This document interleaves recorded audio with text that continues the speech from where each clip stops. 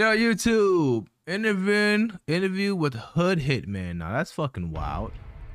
Does not need to be in 4K.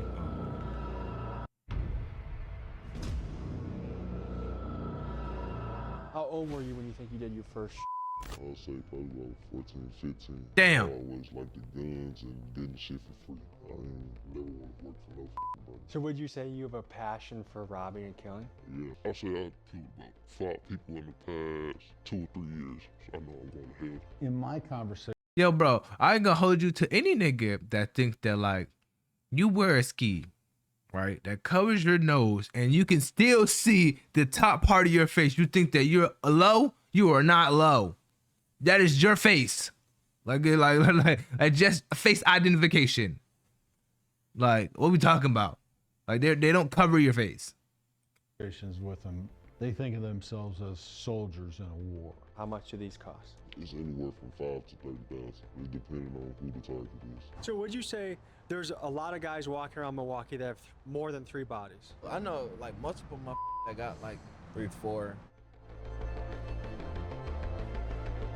Yeah, Milwaukee. The FBI defines a serial killer as someone who has murdered 3 or more people. When we hear that, we traditionally think of white dudes like Jeffrey Dahmer or John Wayne Gacy that do freakish things to their victims. But after spending time in some of the most dangerous neighborhoods across America, I've developed a theory. I think there are many active serial killers in the country right now, and most of them are gangsters operating out of the hood. I mean, you've heard of them. The shooter, the guy that loves spinning the block. We hear about them in rap music all the time. And today, we meet with a guy who claims to be a hood hitman who engages in the business of murder for hire. And after months of FaceTiming with him, seeing him with new ghost guns nearly every time we speak, and hearing the details about hits that I feel only an insider would know, I suspect this guy might be for real. So join me today as we step into the mind of an alleged hitman and meet the underground gunsmith who builds him untraceable weapons for the job. Nah. A quick word from the sponsor of today's episode. Yeah, he's here. He's cooked. Recently broke that a burglary ring is operating by using drones to see if people are home and then conducting break-ins. This news was uncomfortable to hear and made me realize I need to invest because this offer will not last long. All right, folks, let's go meet this hitman. Fraud. The guys are just about to get here, but just so you know what's going through my head, to me, one of the toughest parts of the job is knowing who's legit and who's not. I've talked to these guys a bunch on the phone. I think they're real at what they say they do, but we're gonna figure that out together on this journey. Let's get them.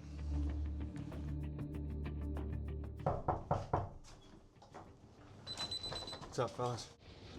What do you go by? Better. What do you got there? You know, just MVP with a switch on it. How do you guys feel about doing this interview? Yeah, let's do it. We're finna see what's going on. I don't know. Why do niggas do interviews like this? This is dumb. What made you guys interested in doing an interview? Well, first of all, we want to spread the authentic news about everything. You know, it's a lot of fakers out here. What would you guys describe your profession as? I'm definitely a smacker. That's what we call it where I'm from.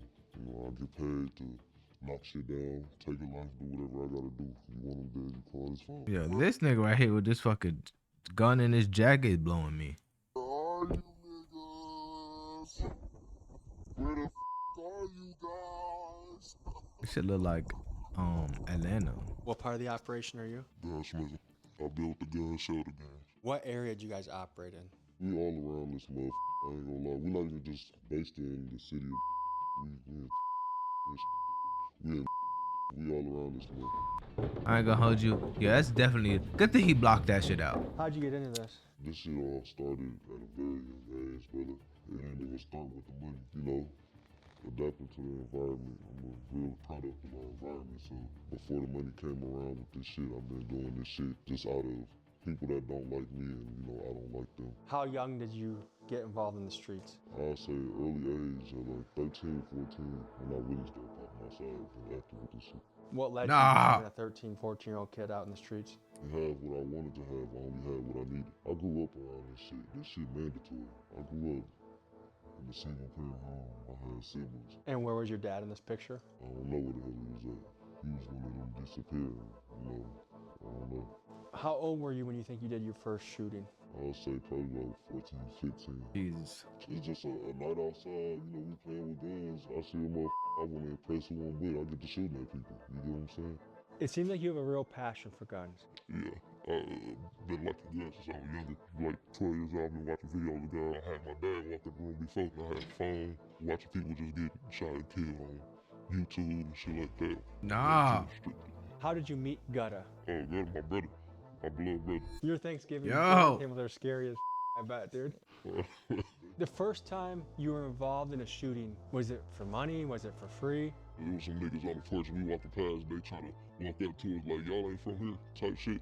And they didn't know we had pipes because we look young. We don't look like we got pipe. We young guys, so they just want to try to hold niggas around and shit. Do you know if they died? I don't know. How many murders would you guess you've done over over what amount of time? 5 people in the past 2 or 3 years.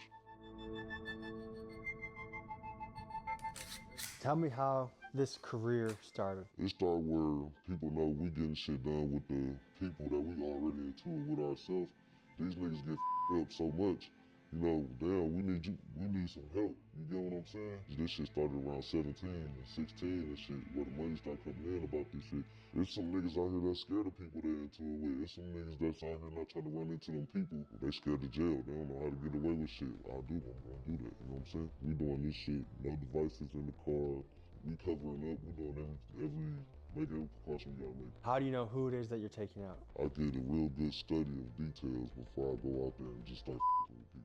You know, like innocent bystanders for no reason. They ain't the ones that paid for it. Mostly, are you taking out other street dudes? Yes, that's 99%.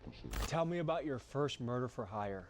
I think I was like 17, 18. I got 6 bands out of it. Is there a particular hit you remember very well? Nigga, 6 bands. Where some niggas, I had sold a gun too, they didn't want it. So he was like, I want my money back. And I'm like, no, I don't do refunds and nothing like that. And so he got slick talking shit on the phone when they told that. How many guys like you think there are in each hood around America? Bro, it's real normal where we grow up at. I know niggas that never got on social media a day in their life, man. Jersey numbers 10, 15 bodies for no reason, you know what I'm saying? The number you just threw out, what kind of time span are we talking about? 8 years, 8 years. How do you prepare before you go out there? As soon as they tell me who it is, I do my research for about a day or two. And I'm doing all type of Facebook investigations, Instagram investigations. I'm gonna see exactly what the fuck it is before I come over there. In this city, we see cap niggas. They got all your information on there from when you got locked up. Whatever you tell your lawyer and your arresting officers, the judge, your address, your full name, your date of birth, all the information is up there. And would you say the majority of guys that you take out are on CCAP? Yeah, bro. We in the streets. We come and see No! That shit is crazy. The nigga out here doing hits on niggas as in the system. Like y'all are cooked. Like, we talked a lot funny, but like, bro, like y'all niggas got bird. actually ever go into someone's house? Yeah, see, that's a situation where some of these niggas don't like to come outside, so we gotta come in that bitch. How do you get into someone's house? Bro, we kick doors, all type of shit. You wanna play inside the house games, we'll put a on your ass. That's how niggas is. Niggas think with their dick all the time. So you have a honeypot situation? A lot of them. All she want is a little piece of change. Isn't that a pretty big witness at the crime? She ain't gonna say shit. She know what come with this shit. Have you guys ever been shot at? Yeah, a lot of times. You guys ever been hit? I got hit one time. I got hit in my arm. I got stomach shots too, but that shit don't count. That shit too many years ago. That was before I started slaying down, so I don't even believe in that shit. What time of day are you doing house jobs? Nighttime. Anytime. It don't matter. As soon as the money clear, we in route. But what makes you do Damn. that rather than, say, become a welder? Bro, I'm a felon, bro. I can't do all that shit. And then I ain't have a passion for all that shit growing up. I always liked the guns and getting shit for free. I ain't never want to work for no body. So would you say you have a passion for robbing and killing? Yeah, I started robbing at like 12 years old. I still do it to this day, but I was stealing out the store when my mama was shopping and shit. That's 8-year-old shit. And did your mom encourage that? Hell no, my mama was strict as hell. She don't like none of this shit I do. Can What you give city us is an this? estimate of how many murder scenes you think you've seen in your career? Hundreds and hundreds. What is the legal definition of a serial killer? A serial killer is a person that kills in a series and not as opposed to like a mass murderer who walks into a school or a church and shoots as many people as they can. How many bodies does someone have to be considered a serial killer? You know, I would say you have to have more than 2 or 3, 4. So this is one of those stories that's really hard to 54. verify. Fentanyl dealers, hey, send me the fentanyl. I can see it on FaceTime. It's easy. Every time I call this guy, he has a new ghost gun. The last time I called him, he had a rapper's chain that he had, I guess, stolen by force at gunpoint. So he definitely does shit. The question is, are his numbers inflated? So we're gonna talk to some street guys that I think can give us some clarification that maybe this guy's legit, maybe he's not, because I really don't know in this story. Manny, man. Where's Manny, that man, homie. What's up, big dog? Nike take the today. That's my trapper. How you doing, bro? I got a bulletproof Good to meet vest. Okay. You said it before. How did you label yourself? Street nigga. I wanted to get a couple Street nigga.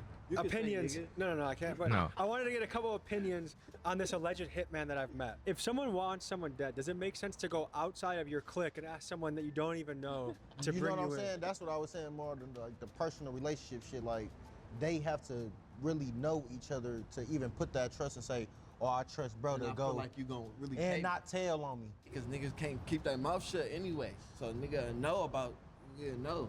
So the chance of someone keeping their mouth shut for 10, 15 plus murders is very unlikely. I ain't never seen shit like that. Like here, I done seen niggas get 5 and over the course of 20 years. Do you know that to be considered a serial killer, that means 3 bodies or more? So would you say there's a lot of guys walking around Milwaukee that have more than 3 bodies? I know like multiple motherfuckers that got like 3, 4. What to you are the key parts of having a successful mission? You can't have your identity shown. Wear some outstanding shit like wear a wig or some shit. Wear big ass saggy clothes or some shit like that. Ride the block, see who in it. I get out the car down the street. We walking up to this motherfucker and we fucking everybody up on the port.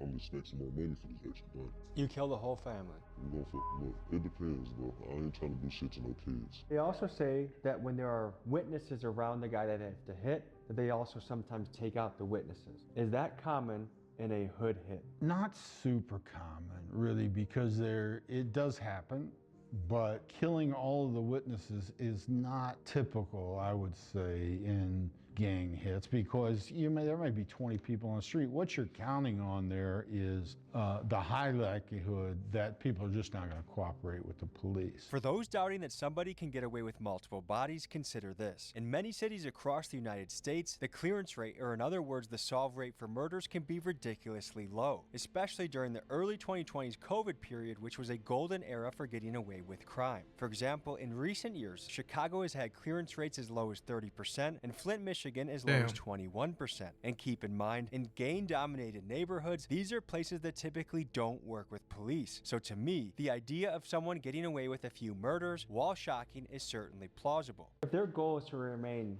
under detection by killing everyone at a scene, does that not put them at the top of the food pyramid for priority for police? Absolutely, for sure. Let's go further into their tactics. They say they also outfit their guns with switches when they do that. Is that a good tactic or a dumb tactic? Unless they've gotten military training and know how to handle an automatic weapon, it usually doesn't work out that great for them, you know what I mean? Automatic weapons are a lot more difficult to deal with than people think. You can do a lot of damage quickly. So these guys also said that if they're taking someone out, if there's witnesses around that person, that they shoot everybody at the crime scene. Does that sound legit? That's what you supposed to do. That's what you should do. I mean, I wouldn't say you should. I mean, it's not what you should do, but if you want to get away, that's the way. I feel like that turns a one shooting into a mass shooting. Exactly. You don't think that brings a lot more attention to the scene? It probably do, but it's a murder already, so what do we care? How much do these cost? It's anywhere from 5 to 30,000. It depends Damn. on who the target is. What's typical? Typical 10,000, niggas be wanting to rap niggas out the group. That's 10,000 right there. Your most common client is a rapper that wants another rapper dead? Yeah. Why don't they just do it themselves? There's a lot of people that feel like they too noticeable. They know me, or they scared, or I ain't trying to go risk my freedom for this shit. And You know, it's a ballpark of excuses, bro. But I don't give a fuck what's going on unless I want my money. You know what I'm saying? How do they communicate with you? It's usually through FaceTime because that's the most untrackable thing. If it's some out-of-state shit and I gotta go out-of-state for some shit, but really it's a pull up, bro. I'll chop it up with you. You'll travel out of state to do this? Yeah, but I need a deposit. And you'll do that for 10 grand? I'll do it. Hell yeah, that's free money for me, bro. Can you tell me about the psychological profile of these hood hitmen that are just willing to kill someone for very low Crazy, amounts of bro. money? In my conversations with them, they think of themselves as soldiers in a war. They don't think of themselves as serial killers, certainly. They think of serial killers as sexual deviants. I mean, when you grow up in poverty without hope, or without, structure in your life, and your structure becomes the street, and it's violence, and that's all you see, and that's what you get rewarded for. In fact, I would argue places like the west side of Chicago, the south side of Chicago are war zones in a lot of ways. It becomes glorified inside the community, inside of those tight-knit circles, the people you're looking up to. If you're a 10, 11-year-old kid, the guys you're looking up to may be, unfortunately, the 17, 18-year-old guys, and that's what they're talking about, putting this guy down, running up on these guys and that. And it starts to become, and then you see it. And if you grow up in Garfield Park, and you haven't seen a dead body by the time you're 12 or 13, you are an anomaly. These guys are really, for all intents and purposes, are serial killers. That put guys in prison who killed more people than most serial killers. How have ghost guns changed the game in your business? So first off, we did this interview. When I had my CCL, ATF came and took that bitch like a couple months after that. After that, we got set up for real. So we just driving down the street, we get ready to take bro somewhere and shit. But right before we pull up to the motherfucking house, we see a police on one side of the street, another one on the other side. One of them came down this street, did a U-turn and flagged our shit. We pull over, and they ass hop out. We trying to hide guns and shit, but couldn't hide them. I mean, if it's on your side of the car, they gon' put that bitch on you, type shit. It was people in the back seat and in the front, so we couldn't really hide the guns well. They took us to jail and shit. They took one of the guns they thought was a rare gun. It was an M&P with a switch. That motherfucker was legal. They ended up letting me out like a few days to a week afterwards. They kept the gun and shit. They ain't trying to release no guns to me. And right now, the site that I got the FRT from, they ain't selling them no more until the ATF, investigate the device, how it worked for real. But the ATF connected a lot of guns that were using murder weapons to you? Yeah, I had a lot of guns out there in my name. I got at least over 1,000 guns in my name out there in Texas. What would you do with a gun after a hit? Immediately sell it. It'd be supposed to be full. The shit even happened. I'll have motherfuckers lined up for like the next day or the same day, and it'll already be sold. They also say they ditch guns in bodies of water, or they break the guns down, scramble the parts, and resell the different assembled guns to YNs. Do you think that is a good strategy to get rid of the guns? Getting rid of a gun in bodies of water or whatever is generally a good strategy. Reusing them is a less of a good strategy because you always run the risk that there's maybe some common denominator with a piece that is led back, you know what I mean? What do you think is unique about your approach that has allowed you to stay away from law enforcement? Bro, I done got investigated for this shit before, multiple times, but like I said, them phones and the motherfucking hidden identities and camera actions and shit like that, that'd be the thing, bro. What do you mean by hidden identities and camera actions? Like, don't catch yourself on fucking camera, stupid. And then, when you get this hit with this outfit, you never wear it again. And I always tell people you wear a different size shoe as you run away from the crime. Forensics, they taking down every detail possible. DNA, shoe sizes, you know what I'm saying? The guys I'm interviewing say they use ghost guns that they mill themselves, which we watch them do. They never touch the body of their victim. They sometimes wear shoes that are different sizes to each crime, and they never carry a cell phone during the crime. How would you grade their killing strategy? That's a good strategy.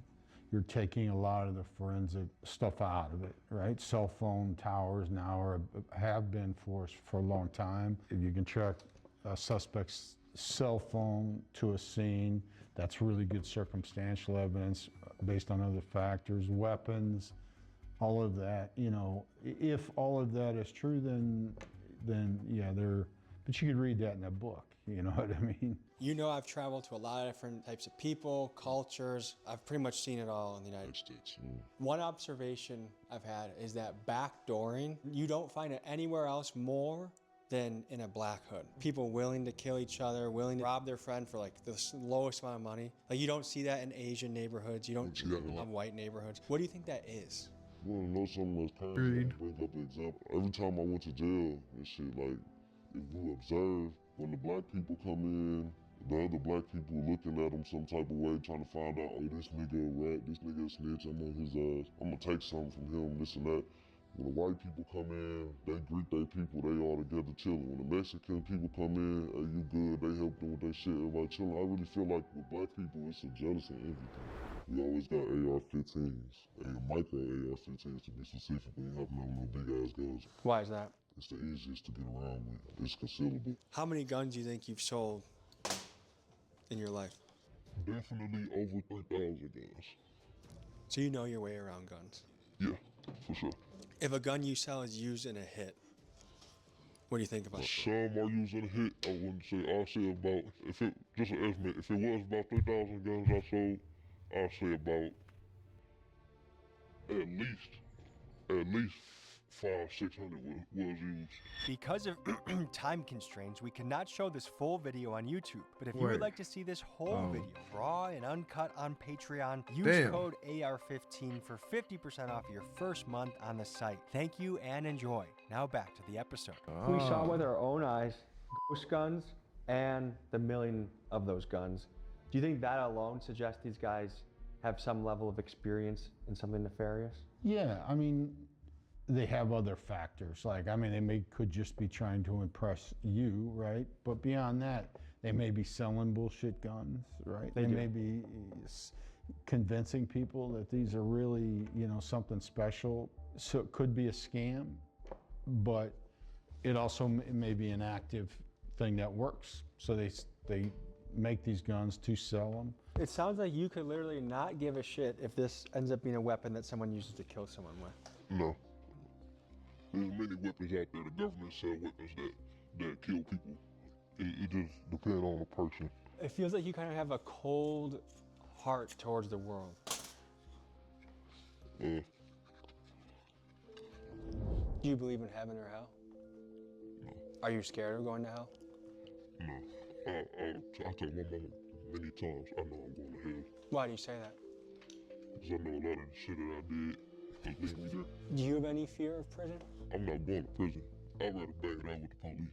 I'm gonna be reborn, so. How old were you when you saw your first dead body?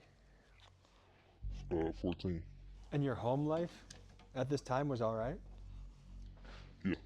You weren't being abused? Nope. There wasn't any man in the house beating the shit out of you? Nope. A lot of people look at the impact of drill rap on culture and they say that it's a cancer, that it's leading to so many murders and deaths and shootings. Oh, let's see, grab this clip. Oh, I've seen this clip. Situations. Do you think drill rap is a negative impact on our society? Hell yeah, bro. That shit play a big ass part because everybody want to fit in, bro. If a mom gets killed, if a kid gets killed, an accountant gets killed, and a super street guy gets killed, the super street guy is less prioritized simply because he's not as innocent. If this is the murder guy, he's a really bad guy. We really want to solve that because he's likely killed by another really bad guy. And the truth of the matter, however harsh this sounds, if you solve that murder and get the bad guy who killed him, now you've taken two bad guys have been taken off the street.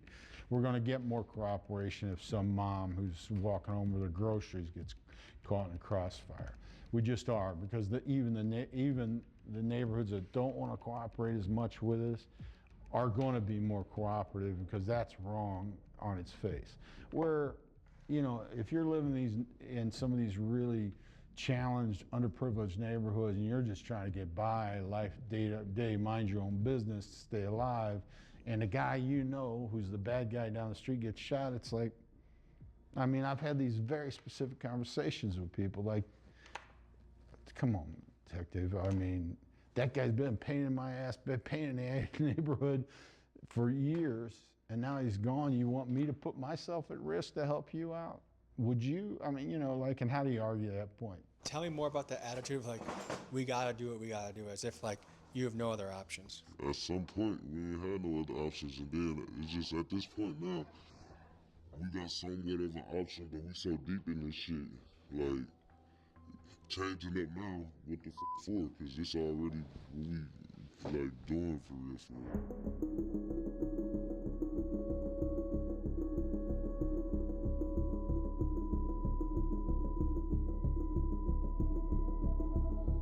So your neighbors must hear a lot of strange noises coming from your house. Yeah, probably. Do you live in situations like duplexes or apartments where you have neighbors that can hear through the walls? A lot of the banging shit, I do it in like a closed door far back of the house where people can't really hear. Man, most of the time, I probably do this shit in the garage or something. Would you feel bad if you killed me? I wouldn't kill you. Why not? What if someone paid you to do it?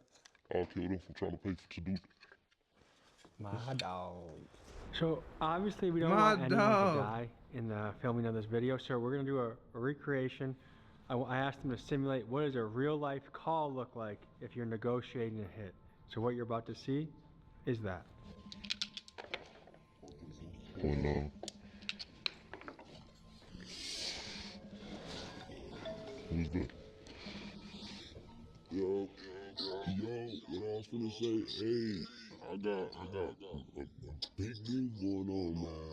There's a lot of money on the floor right now. I need y'all to meet me at the big house. All right, bet. So what's the way? We on the way. All right, bet. Make y'all wait. Be there in like 5 minutes. Come on. Hey, pick the up now. We go. What's that word, brother? Yo, brothers. What's going on? We chillin', man. What we talking about today? Man, I got action for you boys. So, shit. I've been getting this nigga name, shit, dick. This nigga been running off and shit, though. Yeah, cause people be on and shit. But I think he really be at his big house on shit. I'm finna show you a picture, matter of fact. Yeah. Here you go, right here. Got a couple of them. Let's see the whole page where this nigga from. Oh, yeah. I know him from around the way, brother. You do? Yeah. You be cool. See me get the address. What's his last name? It's safe. Well, his address right here. So what the fuck, like, what really happened though? I've been getting this nigga on dick, but I've been throwing extras on everything that I've been giving the nigga. He ain't paying that pay. He ain't paid back. So how much we talking, man? Man, we talking about 20 bucks. 20 bucks? How about 25, man? We could do 22.50. Nah, we sticking with the 25 or you gonna be done with the birdie yourself. 25, you got it. Alright, what's up? I got you soon as the business done. Alright. Don't play with that money, man. You know how this shit get. What is it like taking someone's life? Nah. It's really normal. But it's gonna be on your mind all the time. When you take a motherfucking life, like same day, next day, your ass don't wanna really go outside. You gonna feel like weak. Like, damn, why I do this to this motherfucker? But you feel regret usually for the day or two after? Yeah, cause you gonna see your family online crying and shit. And some of these people you might not even know you can really be related to. Cause it happened before. Has there ever been a job that's haunted you or woken you up at night thinking about it? I ain't gonna say it woke me up at night, but I do think about shit all the time. I be thinking about that shit sometimes. Because it be some of these people that I knew personally, like you said, I was like, damn, but I needed the money. It's backdoor as a bitch, but I grew up around backdoor ass shit. What do you think about that somebody's life was worth money for you? I don't think too much of it, but because they'd do the same with me if they had the opportunity to. What do you see the next 10, 15 years Yeah, I see myself in the next 10, 15 years at a point in life where we don't gotta do this shit. I don't wanna live in the United States no more. I gotta get the fuck out of here because my face is too bad. Rich as hell in another country. Folks, that was a wild episode. I just Type wanna say shit. there's things that Yeah, I've you had definitely on gotta leave the YouTube, country. Texts I've gotten, videos I've gotten, but I feel confident I delivered exactly what we said in the title. I'll just leave it at that. Appreciate you guys. See you next week. Peace. Ahmed G's. Yeah, you gotta leave the country at that. After you done did that, yeah, you gotta leave, bro.